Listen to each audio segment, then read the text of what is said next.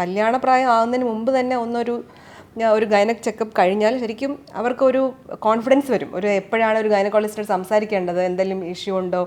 അപ്പോൾ അത് പീരീഡ് സംബന്ധമായിട്ട് ഇപ്പം വജൈനൽ ഡിസ്ചാർജ് ഈവൻ അത് തന്നെ എത്രയോ പിള്ളേർക്ക് അത് തെറ്റിദ്ധാരണകളുണ്ട്.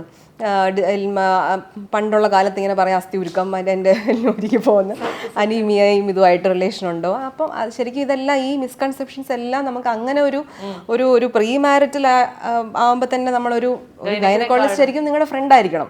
എന്നാലേ നിങ്ങൾക്ക് അത്രയും ഓപ്പൺ അപ്പ് ആയിട്ട് സംസാരിക്കാൻ പറ്റും.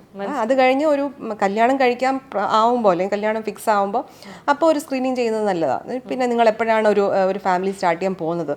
അപ്പം മിക്കവർക്കും ഇപ്പോൾ ഉടനെ കല്യാണം കഴിഞ്ഞ് ഉടനെ പ്രഗ്നൻസി ആവണമെന്നില്ല. അവർ അപ്പോഴായിരിക്കും അവരുടെ കരിയർ ബിൽഡ് ചെയ്യാൻ പോകുന്നത്. അല്ലെങ്കിൽ അവർ ചിലപ്പോൾ ഷിഫ്റ്റ് ചെയ്യുമായിരിക്കും ഔട്ട്സൈഡ് കൺട്രി.